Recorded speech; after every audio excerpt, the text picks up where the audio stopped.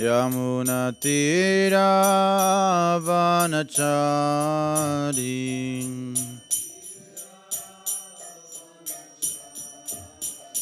Jaya Radha Madhava Kunja Bihari Jaya Radha Madhava Kunja Bihari Hare Krishna Krishna Krishna Hare Hare Hare Rama Rama Rama Hare Hare Hare Krishna Krishna Krishna Hare Hare Hare Rama Rama Rama Hare Hare Hare Krishna Krishna Krishna Hare Hare Hare Rama Rama Rama Hare Hare Hare Krishna Krishna Krishna Hare Hare Hare Rama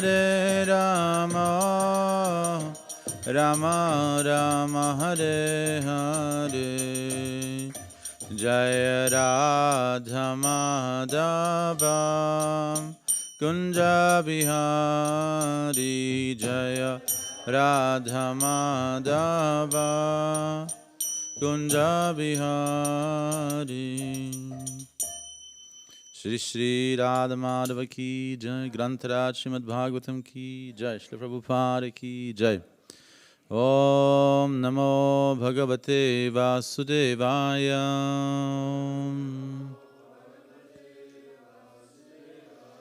Om Namo Bhagavate Vasudevaya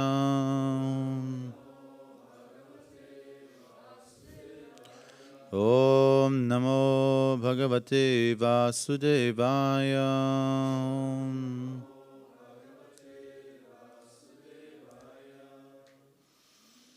Narayanam Namaskritya Naram Chaiva Narottamam Devim Saraswatim Vyasa Tato Jayamudhirayet. So, English oder Deutsch? English probably, ja? Wer versteht kein? Hier da hinten. Wer kann übersetzen für Kishore Kund und Shamarasa Mataji? Björn? Björn übersetzt. Hier kannst du das Buch gleich mitnehmen dann. So, we are reading from the Srimad Bhagavatam, Canto 4, Chapter 13, The Descendants of Dhruva Maharaj, text number 2. Yeah? Yeah. Please repeat. Vidura Uvacham Kete Prachetaso Namam Kashyapatyani Suvratam Kashyan Vavaye Pakyataha Prakyataha Kutra Vam Satram Asata Vidura Vacham Kete Prachetaso Nama Kashyapatyani Suvratam Kashyan Vavaye Prakyatam Kutravan Satram Asatam Vidura Vacham Kete Prachetaso Nama Kashyapatyani Suvratam Kasyan Vavaye Prakyatam Kutrava Satram Asatam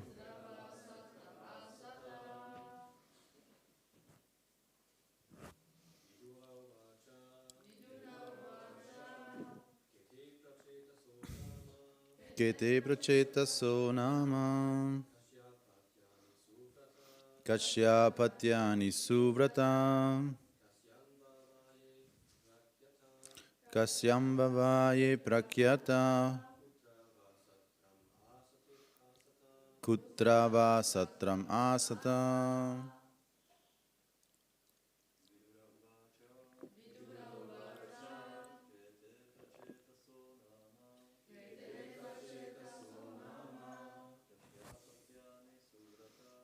Kasyapatyani suvrata Kasyambhavaye prakyata Kutra va satram asata.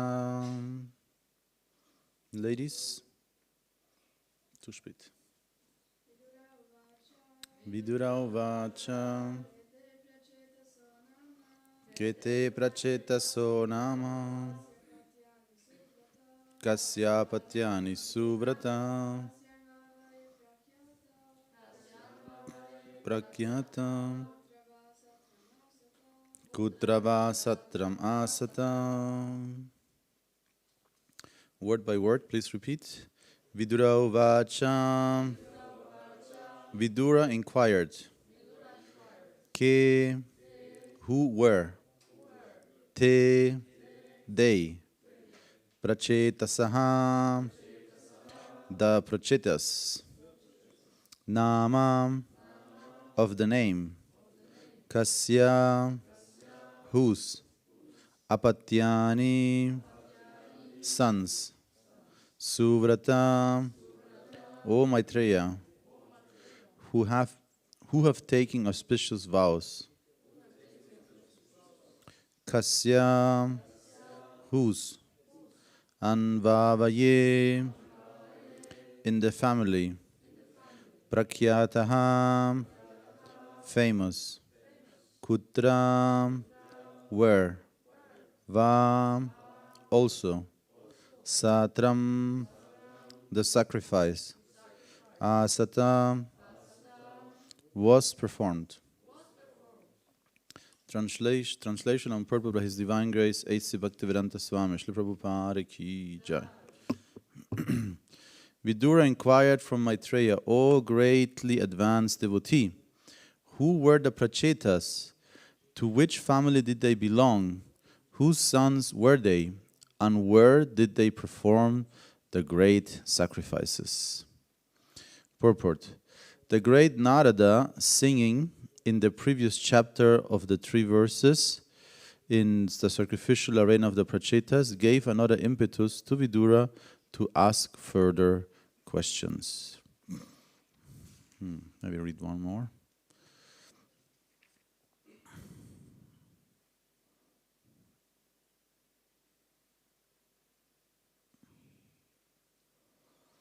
Okay, now we do this one because the next one is a different topic.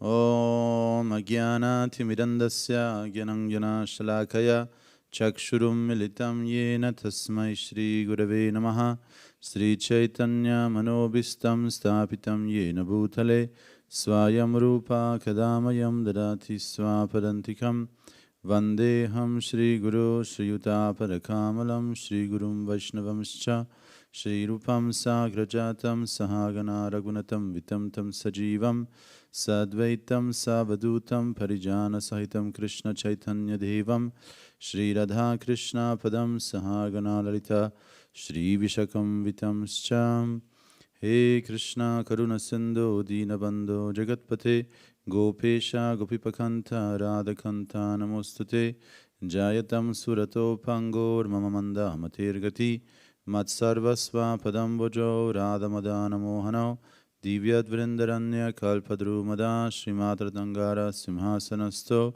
Srimad Radha Srila Govinda Deva Uprishtalivi Savamana Smarami Shri Mandra Sarasaram Vi Vamsivatatastitaha Karsham Vino Sunai Gopir Gopinatha Shri Sunaham Tapta Kanchana Gaurangi Radhe Vrindavaneshwari Vrishabhano Sutta Devi Pranamami Hari Priye Jai Shri Krishna Chaitanya Prabhu Nityananda Sri Advaita Gadadhara Shivasari Gaura Bhakta Vrinda Hare Krishna, Krishna Krishna, Hare Hare, Hare Rama, Rama Rama, Hare Hare.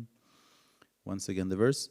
Vidura vacha kite prachetaso nama kasyapatyani subrata kashyan bhavaye prakyata kutra vasatram asatam. Vidura inquired from Maitreya, O greatly advanced devotee, who were the prachetas? To which family did they belong? Whose sons were they? And where did they... No, nobody? You heard about the prachetas? Hendrik also? Where did you hear about them? The pracheta. Let me see. The prachetas. Prithu Maharaj. Yeah, because actually now, even the question about the prachetas is already here now. First, the story of King Vena and Prithu Maharaj will come, and then only afterwards the prachetas will be mentioned. But since this verse is about the prachetas, we will look at the descendants of Dhruva Maharaj. So, let's see where we are. So there's Brahma, is of course the beginning. Then we have Swayambhuva Manu, who is the, you could say, the father of humanity. Then we have Priyavrata and Uttanapada. So Priyavrata is in the 5th canto. There's a very interesting story about Priyavrata, a story connected with the sun. And the second son of Swayambhuva Manu, Uttanapada, has 2 wives, Suruchi and Suniti. Suruchi is the mother of Uttama, the brother of Dhruva, and Suniti is the mother of Dhruva. Then Dhruva is married to Brahmi and Ila, and has 3 sons and a daughter. And Vatsara is connected to Pushkarna, then Prava, Dosha, and let's see, where are the prachetas? Are they in this lineage? Because we have here in the 4th canto the descendants of the daughters of Swayambhuva Manu and the sons of Swayambhuva Manu.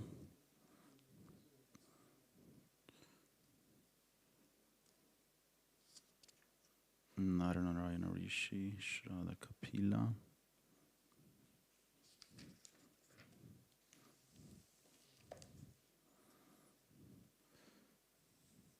Okay, they didn't put it here because it's in the following volume.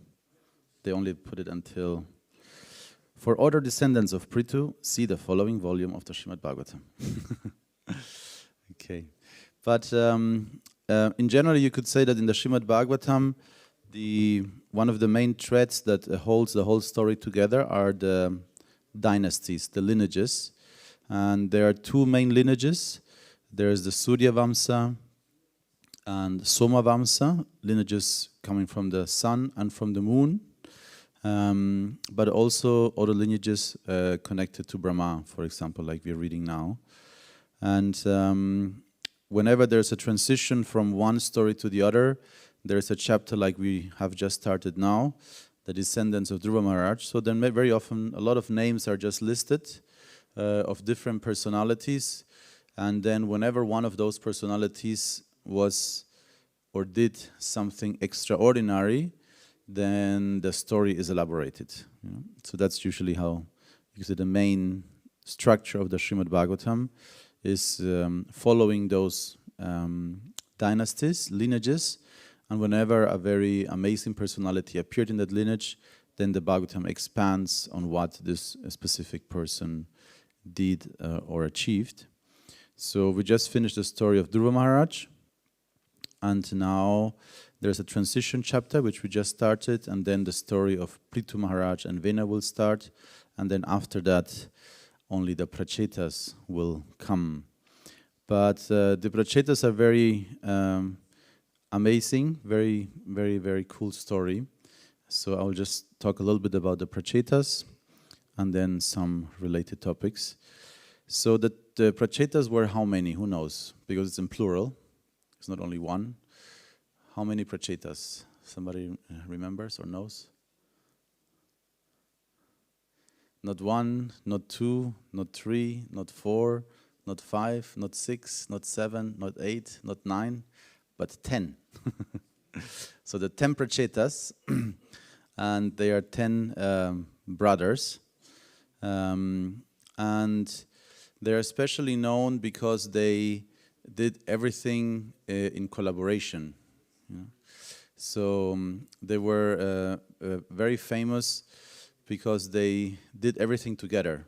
They were like a band of 10 brothers, and they did everything together. And this is very pleasing to the Lord. We also, of course, have the story of the 5 Pandavas in the Mahabharata, also in the Srimad Bhagavatam in some parts. In the first canto, we heard about the 5 Pandavas also, especially with Yudhishthira Maharaj and Arjuna, of course. And they were also glorified because they had such a strong bond. You know? So there was never, if you read the Mahabharata, the Pandavas had so many struggles, you know, like all kinds of struggles. You know, they were banned and exiled, they lost their kingdom, they lost their father when they were very young. So many difficulties they had. But one difficulty they didn't have is quarrel amongst each other. You know? Sometimes they had different opinions, you know, because different natures. Like, for example, when the 5 Pandavas were in exile in the forest, Yudhishthira Maharaj actually was very happy. So Yudhishthira Maharaj was the oldest of the 5 Pandavas, and even he was a Kshatriya, he was a Raja Rishi. And one of the qualities, or you could say traits of a Raja Rishi, is that even he is in a position of a Raja, of a Kshatriya, of a king, actually he prefers Brahminical activities. So a Raja Rishi actually performs the duties of a king, but in reality his main inclination is towards Brahminical activities like detachment, simplicity, meditation, study. You know? So when the Pandavas were exiled, Yudhishthira Maharaj was like, wow, this is amazing, you know? No diplomacy, no stress, no need to manage a whole kingdom, you know? I can just focus on, you know, talking to all the rishis in the forest, you know? So Yudhishthira Maharaj was very happy. And they would travel different places and they would find and meet different great sages. And Yudhishthira Maharaj was very happy, you know? He could talk to many yogis, rishis, great personalities, live a very simple life in the forest. Bhima, who is the second oldest, has a very different nature. He's also known as Vrikrodar. You know, he can eat like a wolf. You know? So he can eat like a wolf. The strength of 10,000 elephants. You know? Very, very, and also very. You could say he's like a very one-pointed devotee. You know, you could say he has the mood of a Sankirtan devotee. You know? So, for example, in the battle of Kurukshetra, all the 5 Pandavas, they had different astras, you know, different powerful weapons they used, you know, like Brahma Astra or Pashupata Astra or Vayu Astra, all kind of different weapons connected to different deities. You know, Vayu Astra is related to the wind god, Brahma Astra is related to Brahma, Pashupata Astra is related to Lord Shiva. And when you invoke such a weapon, you have to take an Achman cup. You know, the most dangerous weapon in the battlefield of Kurukshetra was the Achman cups. You know, because before you can invoke an astra, you have to touch, you know, the purified water. You make Achman.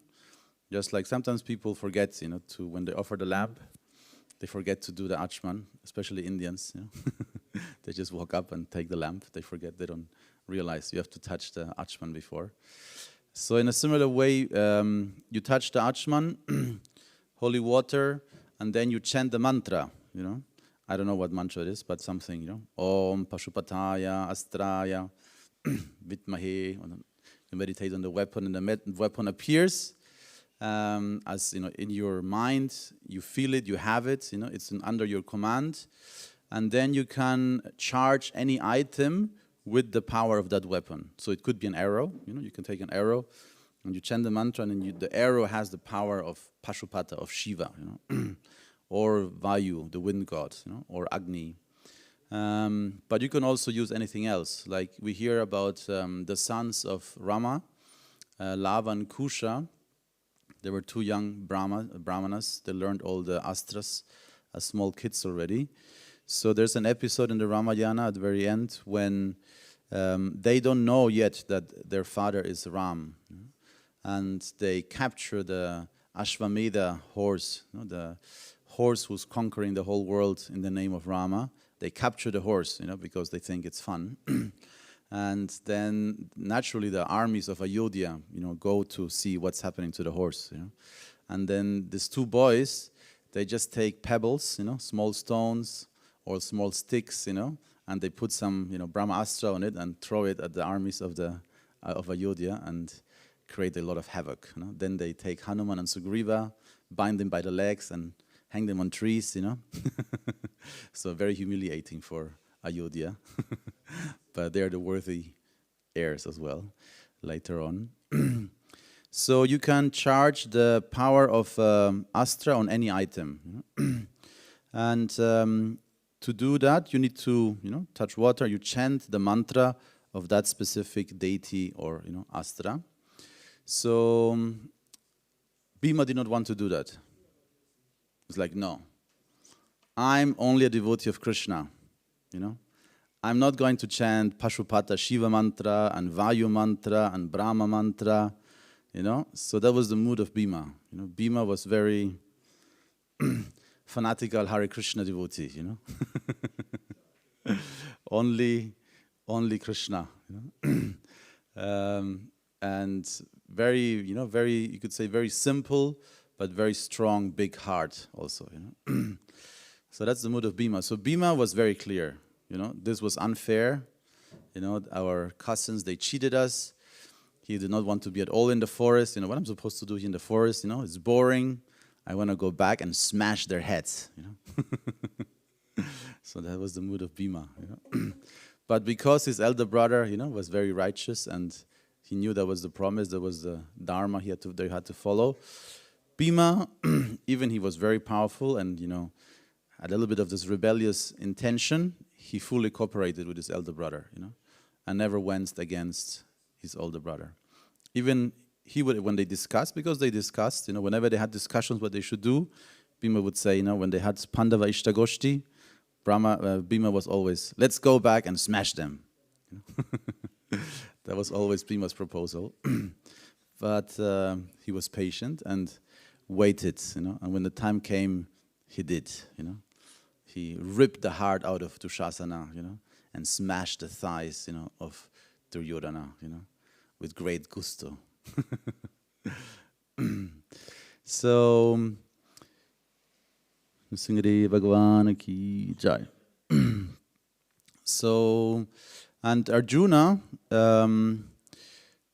who is the best friend of Krishna, he of course had all these other weapons, and he would use them in Krishna's service. And it didn't mean that Arjuna or Bhima was a better devotee.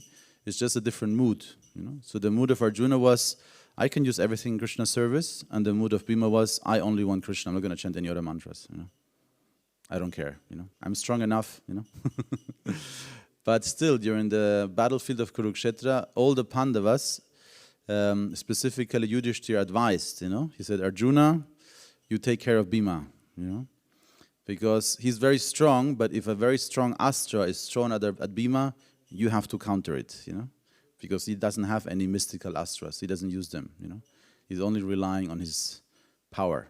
And he was very strong. There's descriptions in the Mahabharata how Bhima would take a chariot, an elephant, horses, and a few hundred soldiers and just make a big ball, big ladu, and then throw it around,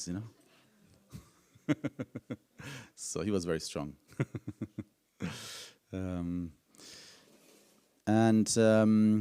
Yes, so the readiness to cooperate amongst each other is very glorious, amongst the Pandavas. And very similar also the Prachetas. There were 10 brothers, and they did everything together. They meditated, I think 60,000 years or 10,000 years, 10,000 years. They meditated 10,000 years under the water, So they went under the water and they were meditating for 10,000 years. And then they came out of the water and they saw that everything was overgrown, The forests, had overgrown everything, It's like, imagine we all decide to meditate for 10 years, and then we go out after 10 years and everything is overgrown outside, We can barely see the path anymore, Leaves, everything is piling and growing.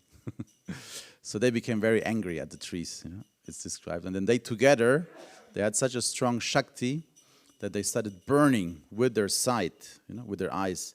They could burn the whole forest, They did not need a flamethrower like in the First World War. They just used their eyes, like X-Men. And they burned the whole forest together. And many interesting episodes like that.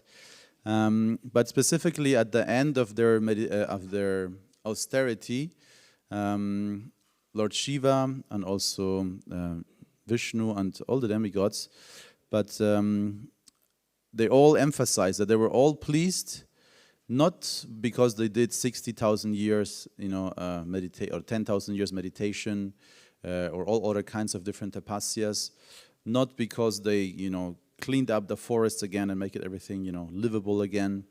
So all their endeavors did not count as much as the fact that they always has harmoniously cooperated amongst each other. That's why they were blessed. That's why they were so pleasing to the Lord. So this is a very, and Srila Prabhupada in his purports in connection to the Prachetas emphasizes it a lot, how important it is to cooperate, how important and how valuable this mood of cooperation is. Because if we don't have this mood of cooperation, it means there is a mood of competition, selfish competition. Srila Prabhupada also encouraged competition in connection to book distribution, but this is a competition to please the Lord. Similar like in Vrindavan, there is the competition to clean nicely for Krishna, for example. It's described in the spiritual world, because there's no dirt, they just throw jewels on the floor and then clean them up. So there is a competition in the spiritual world, and that's also the mood of book distribution, to do more, to please the Lord more. But not, we have to be careful that this competition does not become material, and it becomes about pleasing your own ego. So that's sometimes difficult, to connect, because the ego has two types of manifestations. There is the very overconfident elephant ego, which is generally what we think of ego. Somebody was very, dominant, overtaking, and you could say, pushing everybody else aside, But the effect of such an ego is that many other egos will become mouse egos, If there's a big elephant ego in the room, everybody else feels a little bit like, like a mouse, hurt, afraid, you shy away, you're scared, So these are two forms of the false ego. So when the competitions that we might have lead to this dynamic, that somebody is the big elephant ego and is pushing everybody away, and then many other people are hurt, feel neglected, afraid, then that's unhealthy competition. It's material and it's based on ego. Spiritual competition, there is you could say, an impetus to do more. You know? So if somebody's achievements inspires you to you yourself do more, that's, you know, very healthy competition. You know? So it's visible. You could say also among sportsmen. You know, sometimes it's also, you know, very, you could say, you know, instead of, you know, you pushing the person away, sometimes you see the sports spirit. You know, you help the person to also cross the line. You know, something like that. You know. So that's the idea, that spiritual competition, Srila Prabhupada encouraged, so that more is done for Krishna. And this is healthy and it's very inspiring. It's enthusing instead of, you know, one person being on the top and everybody else, you know, losing. The idea of Srila Prabhupada was that everybody should distribute more, you know, because ultimately it's our collective effort, you know, that is grand. You know? Whenever we distribute books, sometimes, you know, some of us might distribute in the whole marathon maybe 600, 500, you know, maybe 1,000 books. And some people might distribute 10, 20, you know. And some might distribute 100 every day, you know, so they can do, I don't know, 3,000, 4,000 books, you know. But many years ago, there was Mangalananda Prabhu, and he developed a very strong, you could say, mood in the yatra to involve as many people as possible, distributing a little bit. You know? So instead of having, I don't know how many we have in the list last years, but probably something around 50 or 60 devotees. We had, I think, 270 devotees on the list. And there were so many devotees who did very little, but it added up. So at the end of the marathon, we had many, many more books. So, yes. So this is very important, especially if you are successful, if you are to act in such a way that is inspiring instead of, you know, your position of, you could say, success is dependent on somebody else's failure, you know, then it's not ideal. And in this connection, of course, we have this very famous quote of Srila Prabhupada that sometimes it's called quote only half. But the full quote is, Srila Prabhupada used to say that we should have it, because we had two things we had in the entrance area of the temple, which we have to find. Some we have to print new probably, or it's in the barn somewhere. One was the notice of Srila Prabhupada. You know this notice? He wrote in 1966 or something, or maybe 69, in New York. He wrote notice, and he put it in the 26th Avenue, and he wrote what he expects of his disciples. You know, follow 4 regulative principles, chant 16 rounds, don't play tennis, something like that. And the second one was a very nice quote by Srila Prabhupada, where he says, "Your love for me will be shown how you cooperate to keep this society together." You know? So very often only the first part is quoted, which is, I guess, the main part, you know, that we should cooperate. But the second part is also equally important, because sometimes in the name of cooperation, the existence of ISKCON was put at risk also. You know? So the full quote is important. Srila Prabhupada wanted us to cooperate, and we can cooperate with other devotees also, maybe even from other traditions, but it should be to, you know, keep this society together. You know? If cooperation with other traditions or lineages of Vaishnava, or even Gaudiya Vaishnavas, leads to disintegration of the society Srila Prabhupada established, then we don't require that cooperation. You know? So the cooperation we want to do, especially, of course, within our society, within ourselves, and we can cooperate with many other people as well, as long as it's not harmful, you know, to the movement Srila Prabhupada started. And yes, this simple, you could say, formula of cooperation, readiness to cooperate, creates an atmosphere where we can expect to harvest many blessings. You know? Many blessings, and then success naturally will follow if there are blessings.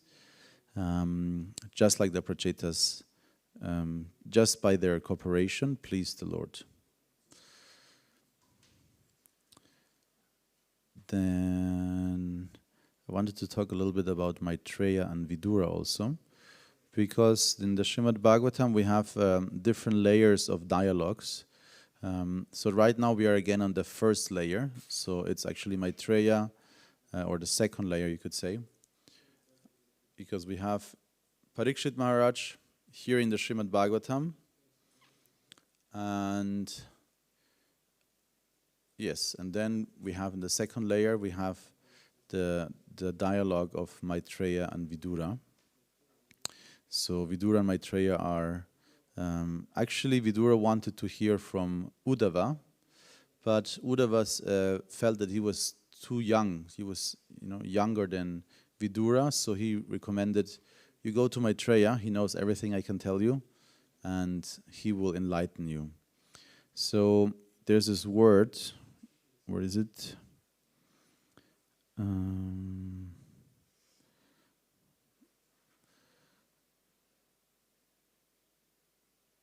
Suvrata. So Suvrata is the word that Vidura is using to address Maitreya, and in the word-by-word translation is somebody was taking auspicious vows, a vrata, but not any vrata, a suvrata.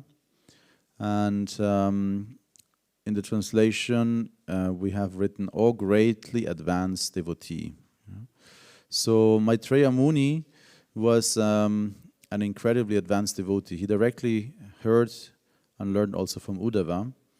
And Maitreya Muni, we might not know too much about him, but if we read the Srimad Bhagavatam, we can understand that he's a very great personality. So he's a rishi living in the Himalayas, very secluded. And you could say he's like sagt man Bilderbuch, like the picture perfect, a sage, He's living in the forest, secluded, long matted hair, beard, and he's absorbed, in meditation of the Lord. And we can understand that he's very, very advanced, because in the third canto already we get a small glimpse into the Krishna Lila. So generally speaking, we hear that the first cantos, deal with represent the lotus feet of Krishna, and only the face, the 10th canto then represents the face of Krishna. So gradually we should advance through the Srimad Bhagavatam to reach Krishna's smiling face. But in Maitreya Muni, in the third canto, already gives a very nice glimpse. Uddhava is also in that connection talking about different pastimes of Krishna already in the third canto. Actually, it's like a summary of the main leelas of Krishna we will find already in the third canto. And Vidura, everybody knows who Vidura is. No? Vidura, weißt du, wer Vidura ist? Wer ist Vidura? Who's Vidura? Yamaraj, okay.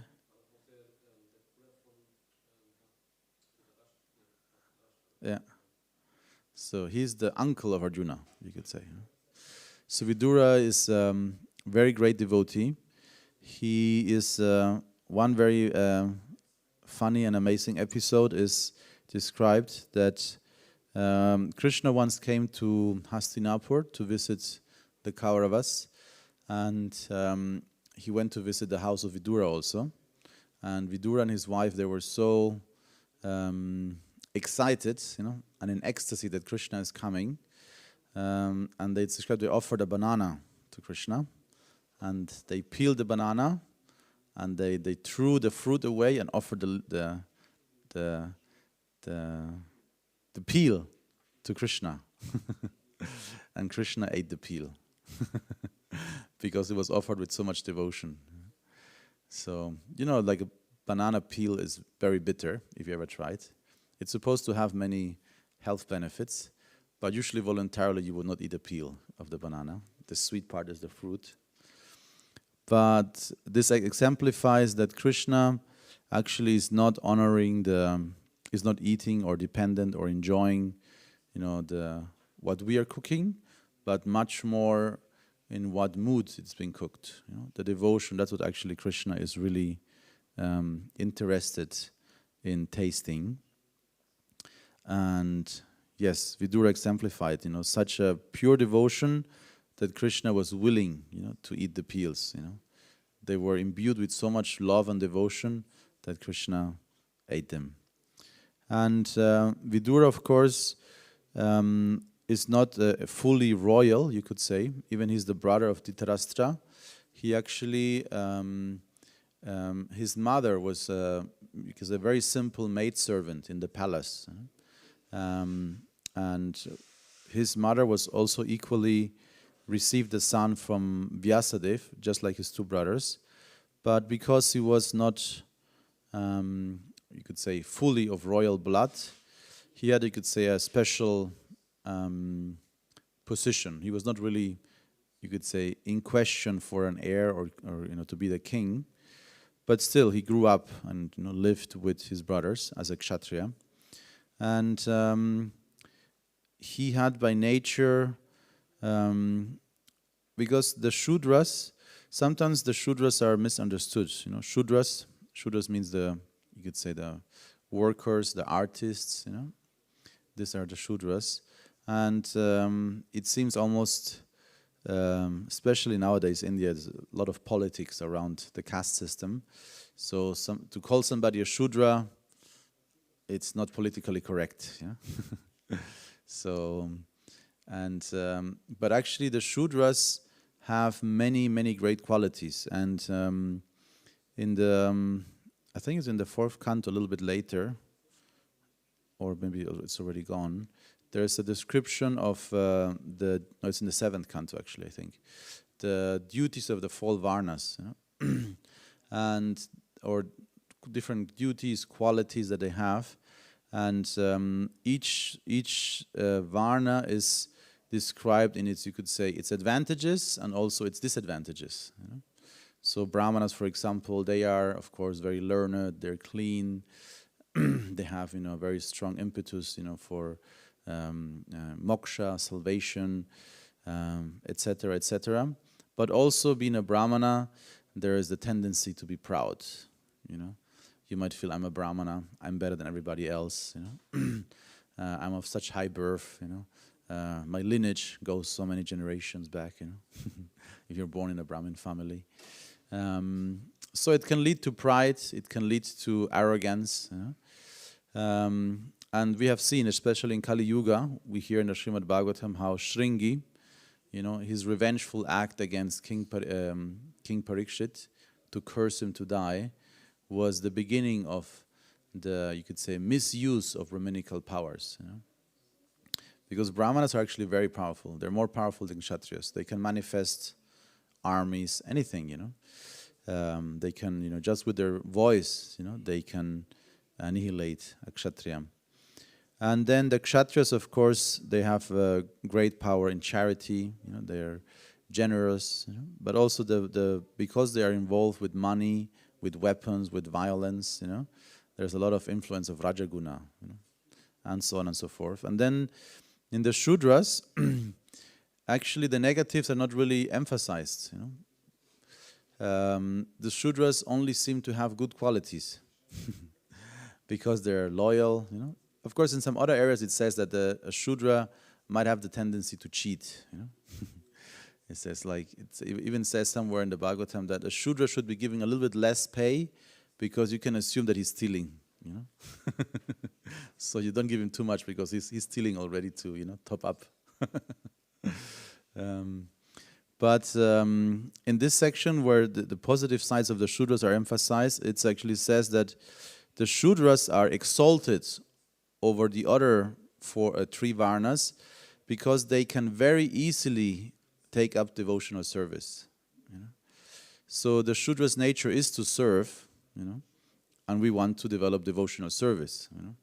So Brahmana might hesitate, He's like, the car is broken, we need to repair the Sankirtan van. And the brahmanas are like, oh my God, oil crawling under the car. I'm not sure I can do it.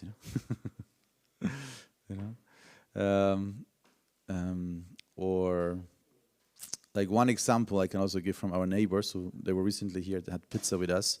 So one of our neighbors many years ago, we had some problem with our sewage system. We have this big tanks where it accumulates everything, So there was some tube was clogged, and it was filling up not evenly, the two of them.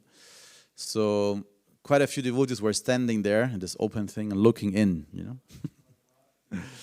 And nobody was very inclined to go there, to jump in and, unclog. So a neighbor came past, and so what are you doing, and he asked, and he looked also, this is easy, just do it. And everybody was like, So he's like, I don't mind, So he climbed in, took it away, and then, no problem. So even we're all devotees, we were too Brahminical, to actually do the simple seva for everybody. And he was, Shudra, no problem. He just did it, And he certainly gained merit, for doing this service. So in such a way, a Shudra is described in the Bhagavatam there, has a natural and, tendency to serve, and therefore a great advantage, in devotional service. Great advantage in devotional service, as opposed to all the other varnas, who have a little bit of pride, on their supposed qualifications. So somewhere I read this, that therefore Vidura had this mood. His mother was a Shudrani, like a very simple servant in the palace. So he had this very simple mood. He was much more humble naturally, and had not too much, upadi, or feeling of designation and qualification that prevented, his elder brother especially, Dhritarashtra, to actually, even Dhritarashtra had so much knowledge, understanding. He was very wise, very qualified actually in many ways, but still, he was very attached to his son, and very easily he became, he you could say became taken over by emotions, of respect, of honor, of continuing his lineage, whereas Vidura was free, completely free, a pure devotee, absolutely pure devotee. Of course, Dhritarashtra later on also became, an advanced yogi and detached from everything. But Vidura all the way had an obvious advantage, and was very dear to Krishna, and was a very caring uncle also of the Pandavas. In many difficult situations, it was only through Vidura's secret messaging, that they could, the Pandavas could be saved. It is even described that Vidura had a secret language with the 5 Pandavas. You might have heard of this. So he had a secret language, it's like in French. In French, the young generation, they have developed a system that they talk everything backwards. You heard about this? It's no French here, but they all the words they say backwards. So the adults have no idea what they're talking about. It sounds French. It is French, but it's all backwards. And it's very common, in modern, young cults. So in a similar way, it's described that Vidura was talking in this like code language, to the Pandavas when they left, because his brother, or their cousin brother, Duryodhan, he had proposed, you go on holiday, we built a very nice house for you in the Himalayas, go on a retreat, we built it extra for you, it's very pretty, we painted it really nicely, so many nice quarters, nice view, a lot of adventure, So he painted in a very nice way, and Vidura somehow knew that something was fishy, It was not a normal house, it was a house of lacquer, And lacquer is still being produced in India a lot, and it's like very easily to burn, it burns very good, So they built a whole house, with lacquer, out of lacquer, or covered in lacquer. And when they left on holiday, Vidura told them, he spoke to them, only the Pandavas could understand. So the Pandavas knew that it was a trap, because of Vidura. So in many situations, if you read the Bhagavatam, Vidura was, you could say, trying to find a way to, create peace, between the Pandavas and the Kauravas, brothers and cousin brothers. And he was sometimes, also he made very heavy proposals sometimes, Like in the very beginning of the Mahabharata, relatively, Vidura told Dhritarashtra, kill your son. He's no good. Of course, very difficult for a father to follow such an instruction. But Vidura could see it, This son will only bring evil, So this seems like a very, you could say, heavy proposal to make. But Vidura could very clearly see the character, of Duryodhana. And later on in the Mahabharata, there's one section when the Pandavas are in exile and Duryodhana camps near the place where the Pandavas are camping. So the Pandavas are camping in exile, very, very simple. Means they have, whatever a little bit they have, to wear. They're in exile. They're living basically like yogis, like rishis in the forest. And Duryodhana came with like everything, army, palace, tents, musicians, cooks, and he made this big camp, to trying to show off to the Pandavas, look how bad you are, look how good I'm having, on the other side of the lake, But the spot that Duryodhana chose was a spot where also the Gandharvas liked to go and picnic, So the Gandharvas are, you could say, the musicians of the demigods, but they're very powerful. You can imagine something like elves, They're very graceful, very elegant, very musical, but very powerful also. So the Gandharvas just smashed Duryodhana and the Kauravas, And Yudhishthira told Bhima, you go and help your cousin brothers. And Bhima is like, no, let's watch the fun, Yudhishthira says, no, you go and help your brothers, your cousin brothers. So Bhima and Arjuna, they went and helped, defeat the Gandharvas, and they rescued Duryodhana. And of course, that was even worse for Duryodhana, Being defeated by the Gandharvas, okay. Being defeated, being saved by Arjuna and Bhima. So he was ready to die, He's like, okay, that's it. I'm done. I don't want anymore. I give up, So even when I tried to, to have a good time and, smear one over them, I still lose, So he sat down and he's like, I will die now. So he had some ability apparently to actually just sit down and, give up his body, So he sat down and basically was like, externally dead, And then the Mahabharata describes how in this, you could say, subconscious state, the Daityas and Danavas, So you know who the Daityas and Danavas are? They are the lineage of them demons, and Daityas and Danavas. You need to read about them, how dangerous they are. So the Daityas and Danavas took his subtle body into an assembly, is described. I've forgotten which loka, in a lower region where there rained. There was a huge assembly, is described, thousands of Daityas and Danavas, Asuras. And they say, Duryodhana, what are you doing? We have placed you, so we can, take over. The age of Kali is coming, You cannot give up now. We need you. You are our man,